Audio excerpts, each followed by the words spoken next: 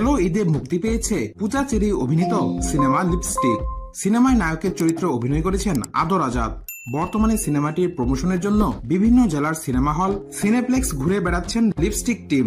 দর্শকদের সঙ্গে কুশল বিনিময়ও করেছেন তারা।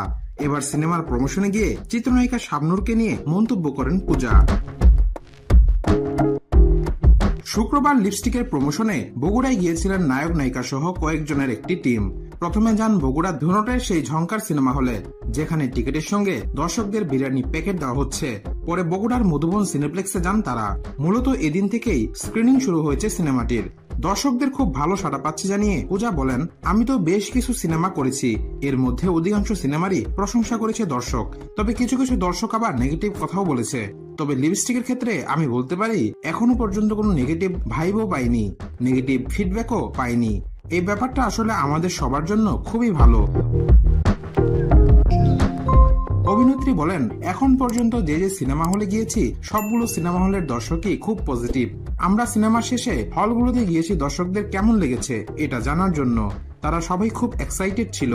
এ সময় শাবনূরের সঙ্গে তুলনা করলে পূজা বলেন, কিংবদন্তি কোনো আর্টিস্টের সঙ্গে যখন তুলনা দিলে অবশ্যই ভালো লাগে।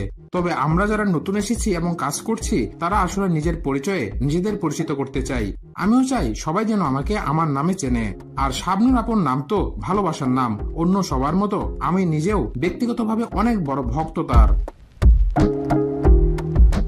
তিনি বলেন, শাবনূর আপু ব্যক্তি হিসেবে অনেক ভালো একজন মানুষ, তাই তার সঙ্গে আসলে তুলনা করবেন না। কারণ শাবনূর আপু একজনই, তার মতো কেউ হতেও পারবে না। তার মতো হওয়ার চেষ্টা করতে গেলেও আসলে ফেল হবে। তাই আমি চেষ্টা করতে চাই, আমি আমার মতো নিজের পরিচয়ে বড় হতে চাই। লিপস্টিক সিনেমাটি নির্মাণ করেছেন কামরুজ্জামান রুমান। কাহিনী, চিত্রনাট্য ও সংলাপ লিখেছেন আব্দুল্লাহ জহির বাবু।